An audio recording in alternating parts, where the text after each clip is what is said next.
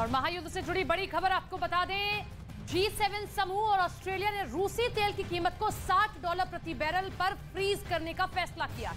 साथ ही news agency AFP की एक रिपोर्ट के मुताबिक रूसी तेल को $60 प्रति बैरल पर रोकने के बाद G7 समूह ने बहुत कड़ा बयान जारी किया है। अपने संयुक्त बयान में G7 ने कहा है कि समुद्र से आने वाले रूसी मूल के कच्चे तेल की प्रति बैरल कीमत 5 दिसंबर या इसके तुरंत बाद लागू हो जाएगी। और इस प्राइस कैप का उद्देश्य तेल की बिक्री से रूस की आय को कम करना है। रूसी कच्चे तेल पर G7 और यूरोपीय संघों के प्रतिबंध के बाद वैश्विक तेल की कीमतों में बढ़ोतरी रोकना भी एक कारण है।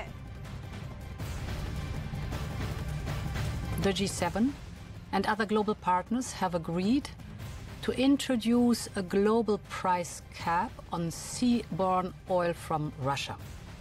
This price cap has 3 objectives. First, it strengthens the effect of our sanction. Second, it will further diminish Russia's revenues. And thirdly, at the same time, it will stabilize global energy markets. America और यूरोपीय union की मदद के दम पर ही Zelensky 10 महीने से ताकतवर पुतिन के सामने टिके हुए हैं। लेकिन एक तरफ जो बाइडेन का पुतिन को शांति प्रस्ताव और दूसरी ओर रूस के तेल पर लगा मॉस्को में हलचल तेज हो चुकी है।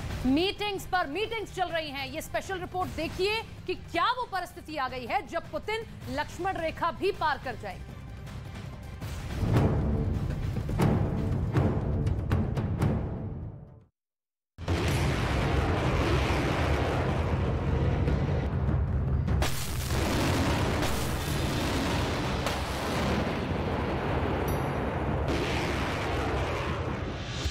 मिसाइलें ही मिसाइलें बेची हैं। रूस से यूक्रेन की जमीन पर गिरते ही ये मिसाइलें कबाड़ में बदल गईं। कहां तय था कि ये मिसाइलें पुतिन की जीत की यूक्रेन में नई लकीर खींचेंगी? कहां शिकारी खुद शिकार बन गया है? Тисячі ракет, їх сумарна вартість більше $100 мільйонів. Тут знаходяться і крилаті ракети, такі як «Іскандер», «Калібр», Х-101, але здебільшого це системи РСЗО, такого типу як «Смерч», «Ураган» та «Град» БМ-21. Цими снарядами обстрілювали цивільну інфраструктуру міста Харкова, зокрема це खार्किव में एक अनडिस्क्लोज्ड लोकेशन से आई इन तस्वीरों की माफिक ही इस वक्त रूस के सैनिकों का हाल है।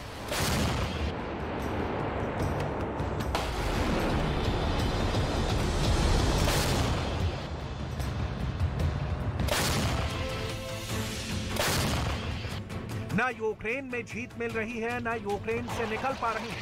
युद्ध की विभीषिका में जलते यूक्रेन युद्ध के सवाल के गोले सिर्फ डिस्कस हो रहे हैं।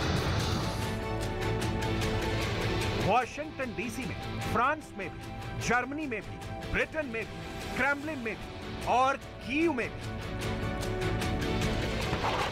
पुतिन के नए और विनाशक हथियारों के हमलों से यूक्रेन सर्दी में भी चल रहा है।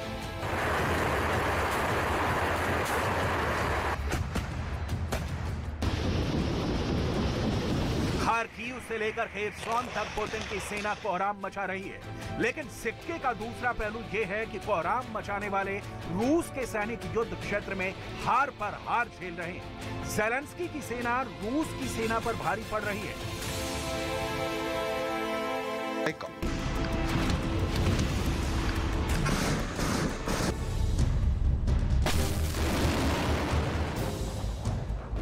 मॉस्को में बौखलाहट है। यूक्रेन का नया दावा आप सुनेंगे तो चौंक जाएंगे कि रूस अब परमाणु क्षमता से लैस मिसाइलें भी दाग रहा है। यूक्रेन का दावा है कि रूस ने परमाणु शक्ति संपन्न मिसाइलों से उसके पश्चिमी इलाकों में हमला किया है।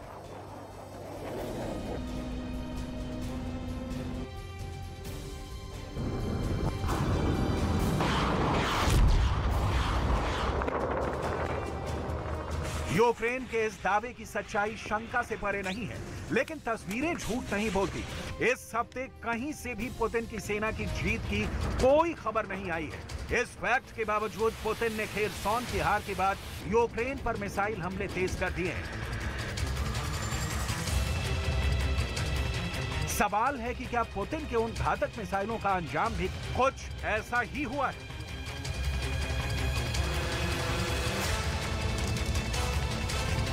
सवाल है किस मोड़ पर खड़े हैं पुतिन। ज़ेलेंस्की और बाइडेन बोले तो नाटो। जो बाइडेन के पैगाम पर रूस का रिएक्शन बड़ा तगड़ा है। दिमित्री पेस्कोव ने बहुत सोच समझकर हालात का हुलिया देखकर ये बयान दिया है। ये बयान सिर्फ रूस का नहीं, ये बयान है जंग के जारी रहने का। ये बयान है पुतिन का बदला अभी अधूरा होने का। सुनिए बाइडेन के शर्तों वाले वार्ता की पहल पर रूस का रिएक्शन। फिर बताएंगे कि बाइडेन ने कैसा शांति प्रस्ताव रूस को चिपकाया था कि पुतिन भड़क गए। Важно это давать увязки, но при этом президент Путин был, есть и остается открытым для контактов, для переговоров. प्यार और वॉर दोनों में जहां शर्त होती है वहां नाकामी की 90% गारंटी होती है। बाइडेन ने पुतिन के लिए शांति वाला हाथ तो आगे किया, लेकिन उस शांति के ऊपर अपनी शर्तों का लबादा उड़ा दिया। No immediate plans to contact Mr. Putin. Mr. Putin is, let me choose my words very carefully. I'm prepared to speak with Mr. Putin if, in fact, there is an interest in him deciding he's looking for a way to end the war. He hasn't done that yet. If that's the case, in consultation with my French and my NATO friends, I'll be happy to sit down with Putin to see what he has in mind. He hasn't done that yet. Kherson में रूस की पराजय के बीच Biden का बयान यूं react कर दी गई कोई प्रतिक्रिया नहीं है। फ्रांस के राष्ट्रपति इमैनुअल मैक्रों के ज़हन में भी साफ है कि जब पुतिन परमाणु हमले तक की धमकी दे रहे हैं, उस बीच अमेरिका की शर्तों पर भला वार्ता के लिए क्यों राजी होंगे। आप जो बाइडेन को ध्यान से सुनिए, उनके शब्दों में रूस के लिए मैसेज बहुत लाउड एंड क्लियर नहीं है। ऐसा क्यों है, इसकी डिटेल आगे दिखाएंगे। अभी बाइडेन को सुन लीजिए। Look, there's one way for this war to end, the rational way. Putin to pull out of Ukraine, number one. But it appears he's not going to do that. He's paying a very heavy price for failing to do it, but he's inflicting incredible carnage on the civilian population of Ukraine. Bombing nurseries, hospitals, children's homes. It's sick what he's doing. दुनिया भर के expert Biden के शांति प्रस्ताव पर रूस से उम्मीद कर रहे थे बात आगे बढ़ेगी, लेकिन रूस हारता भले दिख रहा हो, हारा नहीं। रूस ने बाइडेन को करारा जवाब दिया। При этом, и это очень важно, то есть очень важно это давать увязки, но при этом президент Путин был, есть и остается открытым для контактов, для переговоров. वाशिंगटन डीसी का लोडेड शांति प्रस्ताव रूस ने ठुकरा दिया तो पिछले 24 घंटे में 10 महीने से चल रही जंग की आगे की स्क्रिप्ट लिख दी गई है। शांति प्रस्ताव और उससे इनकार की बातें बहुत बारीक हैं, लिहाजा आपको एक बार ग्राफिक्स के जरिए समझाने की कोशिश करते हैं। बाइडेन ने कहा कि वो पुतिन के साथ बातचीत के लिए तैयार है, मतलब अमेरिका और साथ में फ्रांस ने भी पुतिन को शांति प्रस्ताव दिया, लेकिन इस शांति प्रस्ताव में एक शर्त रख दी, वो ये कि पहले पुतिन की सेना यूक्रेन से बाहर निकले, यानी युद्ध तत्काल बंद हो। इस पर रूस ने कहा कि वो भी बातचीत के जरिए हल निकालने के लिए तैयार है, लेकिन युद्ध तत्काल बंद करके नहीं। रूस ने यह भी कहा कि यूक्रेन में जीते गए उनके क्षेत्रों को नाटो देशों को मान्यता देनी होगी। रूस ने इन इलाकों को जीतने के बाद खुद में मिला लिया है।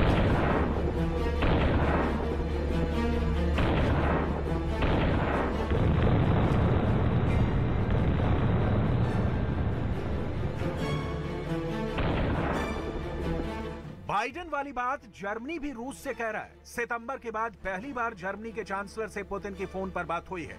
रूस ने बातचीत के बाद कहा कि जर्मनी चाहता है कि युद्ध खत्म कर दी जाए, लेकिन सवाल है कैसे। इसे समझना बहुत जरूरी है, क्योंकि शांति प्रस्ताव पढ़ने का हर पक्ष का अपना मकसद है। बाइडेन, पुतिन, ज़ेलेंस्की और नाटो। असल में इस वक्त युद्ध समाप्ति कोई नहीं चाहता, और यह समझना कोई रॉकेट साइंस नहीं है। सबसे पहले बात बाइडेन के शांति प्रस्ताव की, जिसका मकसद है कि खेरसॉन की हार के बीच पुतिन को कमजोर दिखाकर यूक्रेन पर हमले से रोक दिया जाए। बाइडेन चाहते हैं कि यूक्रेन की नाटो सदस्यता को लेकर बात बाद में होगी, पहले युद्ध बंद हो।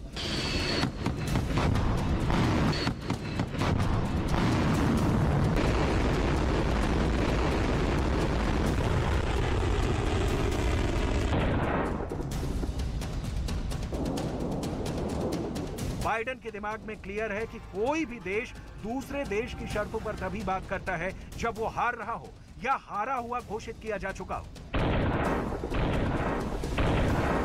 बाइडेन के शांति प्रस्ताव को पुतिन ने ठुकरा दिया क्योंकि पुतिन का मकसद है कि यूक्रेन कबूल करे कि वो नाटो की सदस्यता ग्रहण नहीं करेगा।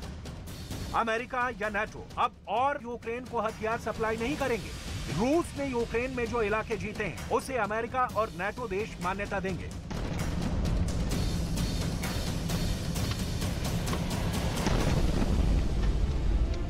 पुतिन जानते हैं अमेरिका यूक्रेन के रूस में विलय वाले इलाकों पर मान्यता की मुहर कभी नहीं लगाएगा, ना ही यूक्रेन को हथियार देना बंद करेगा। और इस हालात में रूस हार के बीच शांति प्रस्ताव के तहत बातचीत करने से बच जाएगा, क्योंकि संधि हमेशा जीत वालों के पक्ष में होती है और अभी मैदान में ज़ेलेंस्की जीत रहे हैं। यही वजह है कि ज़ेलेंस्की भी इस वक्त पुतिन से डायरेक्ट वार्ता के मूड में नहीं दिख रहे हैं। खेरसोन पर दोबारा कब्जे के साथ ही ज़ेलेंस्की रूस के जीते गए करीब 50% इलाके फिर से पुतिन से छीन चुके हैं। कहा जा रहा है कि खेरसोन के बाद अब यूक्रेन की सेना का टारगेट ज़ैपोरिज़िया न्यूक्लियर प्लांट है।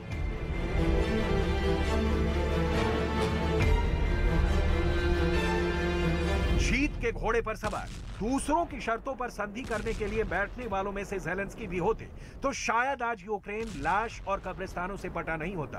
कहने को तो यूक्रेन रूस के 90,000 और अपने 10 से 13,000 की सेना को खोने का दावा कर रहा है, लेकिन सच क्या है इसकी डिटेल कहीं दर्ज नहीं है। तो ये क्लियर है कि ज़ेलेंस्की यूक्रेन को रूस के हमले से आजाद रखना चाहते हैं, लेकिन अपनी शर्तों पर नाटो का सदस्य बनकर, जो युद्ध का कारण है। रही बात नाटो के शांति प्रस्ताव के जरिए युद्ध खत्म करने की मंशा की, तो नाटो के सदस्य वही करेंगे जो बाइडेन कहेंगे। लिहाजा इस वक्त जो तय दिख रहा है वो ये कि यूक्रेन जंग की काली रातों की सुबह अभी बहुत दूर है।